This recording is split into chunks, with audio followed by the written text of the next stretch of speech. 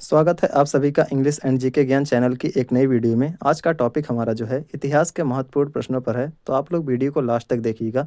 Last में आप लोगों से इसी टॉपिक से संबंधित कुछ प्रश्न पूछे जाएंगे, जिसका जवाब आप लोगों को कमेंट में देना है। और अगर आप लोग चैनल पर नए हैं तो सब्सक्राइब कर लीजिएगा, ताकि आने वाली इस तरह की वीडियो की नोटिफिकेशन आप तक पहुँचती रहे। चलिए वीडियो को शुरू करते हैं। संत कबीर का जन्म कहाँ हुआ था? दिल्ली, मथुरा, वाराणसी या हैदराबाद? संत कबीर जो थे वो हिंदी के एक जाने माने कवि थे, जिन्होंने कई दोहे दोहे भी कहे हैं, जो आजकल भी प्रचलित हैं। तो इनका जन्म जो हुआ था वाराणसी में हुआ था। तो यही हमारा राइट आंसर हो जाएगा। नेक्स्ट देखते हैं। आइन ए अकबरी किसके द्वारा लिखी गई थी? अबुल फजल, अमीर खुसरो, अब्दुल कादिर या फिरोज शाह? तो आइन ए अकबरी नाम की जो रचना लिखी गई थी वो अबुल फजल के द्वारा लिखी गई थी, जो अकबर के दरबारी कवि थे। Next question. कृष्णदेव राय के दरबार में अष्टदिग्गज कौन थे? कवि, सेनापति, मंत्री या फिर अधिकारी?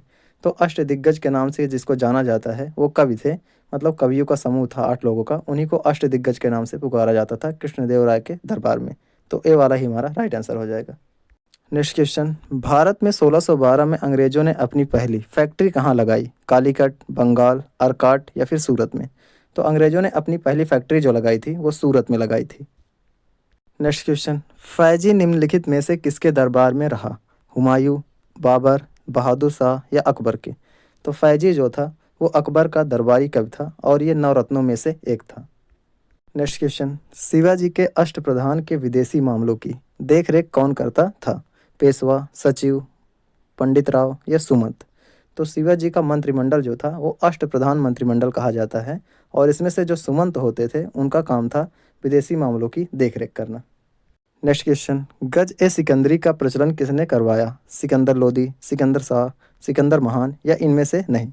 तो गज ए सिकंदरी एक नाप थी जिसके माध्यम से भूमि की माप की जाती थी। तो इसका प्रचलन जो करवाया था सिकंदर लोदी ने करवाया था। Next question. किस मुस्लिम शासक के सिक्कों पर लक्ष्मी की आकृति बनी थी? महमूद गजनबी, मोहम्मद गोरी, अलाउद्दीन खिलजी या अहमद शाह? तो मुस्लिम शासक जो मोहम्मद गोरी थे, इनके सिक्कों पर लक्ष्मी की आकृति बनी हुई थी, और दूसरे तरफ जो था कलमा खुदा हुआ था। Next question. बीजक का रचयिता कौन है? कबीर, तुलसीदास, सूरदास या फिर रहीम? तो बीजक जो है वो कबीर दास की 3 रचनाओं साखी, शबद और रामायणी का संग्रह है। तो ए वाला ऑप्शन ही हमारा सही हो जाएगा। किस मुगल शासक ने 2 बार शासन किया? शाहजहां, हुमायूं, जहांगीर या बाबर? तो 2 बार शासन करने वाला शासक हुमायूं था, जिन्होंने एक बार 1530 से लेकर के 1540 तक शासन किया, और दूसरी बार इन्होंने 1555 से लेकर के 1556 तक शासन किया था। Next question. मुमताज महल का असली नाम क्या था? अर्जुमंद बानो बेगम, हजरत महल, मेहरुन्निसा या इनमें से नहीं? तो मुमताज महल का जो असली नाम था वो अर्जुमंद बानो बेगम था, जिसका मतलब था महल की चुनी हुई। Next question. किस मुगल शासक को जिंदा पीर कहा जाता है? शाहजहां, जहांगीर, अकबर या औरंगजेब? तो औरंगजेब जो थे इन्हीं को ही जिंदा पीर कहा जाता है, क्योंकि ये संतों की तरह थे और उसी तरह से इनकी नैतिकता भी थी। तो इसीलिए औरंगजेब को जिंदा पीर कहा जाता है। Next question. अकबर द्वारा बनाई गई कौन सी इमारत का नक्शा बौद्ध विहार जैसा है? दीवान खास, बुलंद दरवाज़ा, जोधाबाई का महल या पंचमहल? तो अकबर द्वारा निर्मित किए गए जो पंचमहल है, इसका जो आकार है, नक्शा जो है इसका बौद्ध विहार की तरह है। बौद्ध विहार जो था वो बौद्ध भिक्षुओं के रहने का स्थान होता था। Next question. जहांगीर के दरबार में पक्षियों का सबसे बड़ा चित्रकार था? मंसूर, सैयद अली, अब्दुल कादिर या टोडरमल?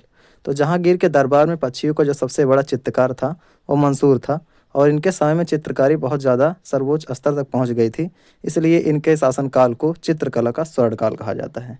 प्रसिद्ध संगीतज्ञ तानसेन का मकबरा स्थित है? ग्वालियर में, झांसी में, जयपुर में या आगरा में? तो संगीतज्ञ तानसेन का मकबरा जो है वो ग्वालियर में स्थित है। मकबरा जो होता है किसी लाश को जहाँ पर दफनाया जाता है उसी को मकबरा कहा जाता है। Next question. किस स्थान को सिराज ए हिंद कहा जाता था? आगरा, दिल्ली, जौनपुर या वाराणसी?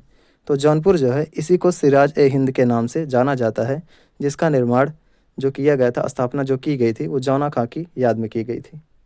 Next question. अकबर ने महाभारत का फारसी में किस नाम से अनुवाद करवाया? अकबरनामा, बाबरनामा, रज़्मनामा या इकबालनामा? तो महाभारत का फ़ारसी में अनुवाद करवाया गया था अकबर के द्वारा, और अकबर के शासनकाल को इसलिए साहित्य का स्वर्णकाल कहा जाता है क्योंकि पुस्तकें बहुत अच्छी तरह से लिखी गई थी इस समय। तो रज़्मनामा नाम से महाभारत का अनुवाद करवाया गया था। नेक्स्ट क्वेश्चन, हुमायूं नामा किसने लिखा? गुलबदन बेगम, जहां आरा बेगम, मुमताज महल या हुमायूं ने? तो हुमायूं नामा जो लिखा गया था वो गुलबदन बेगम के द्वारा लिखा गया था। Next question, grand trunk road जोड़ती है कोलकाता व दिल्ली, कोलकाता व अमृतसर, दिल्ली व चेन्नई, लुधियाना व तिरुपति? तो ग्रांड ट्रंक रोड, जिसको हम लोग जीटी रोड के नाम से जानते हैं, जिसका निर्माण शेरशाह सूरी के द्वारा किया गया था, ये एक बहुत ही लंबा मार्ग है जो कोलकाता और अमृतसर मतलब पंजाब को जोड़ता है। नेक्स्ट क्वेश्चन, किस मुगल बादशाह की मृत्यु दीन पनाह पुस्तकालय की सीढ़ियों से गिरकर हुई? बाबर, हुमायूं, अकबर या जहांगीर? तो हुमायूं जो थे, इन्हीं की मृत्यु सीढ़ियों से गिर करके हो गई थी। अजान का समय था, जब इन्होंने अजान को सुना तो उसी के कारण इन्होंने नीचे झुका और इसके कारण से ही ये फिसल कर गिर गए और इनकी मृत्यु हो गई थी। आज के हमारे प्रश्नों को देखते हैं। वाराणसी को सिराज ए हिंद के नाम से जाना जाता है। मतलब अगर वाराणसी को सिराज ए हिंद कहा जाता है, उसका उपनाम सिराज ए हिंद है, तो आप लोग यस कमेंट कीजिएगा, अगर नहीं है तो नो कमेंट कीजिएगा। अगला क्वेश्चन दिए गए हैं, अंग्रेजों ने अपनी पहली फैक्ट्री कालीकट में लगाई। अगर सही है तो यस कमेंट कीजिएगा, अगर गलत है तो नो कमेंट कीजिएगा। उम्मीद है कि आप लोगों को वीडियो समझ में आ गई होगी, और अगर समझ में आ गई है तो लाइक कीजिएगा। चैनल पर नए हैं तो सब्सक्राइब कर लीजिएगा ताकि आने वाले नए वीडियो की नोटिफिकेशन आप तक पहुंचती रहे। फिर से मिलेंगे एक नई वीडियो के साथ, तब तक के लिए धन्यवाद।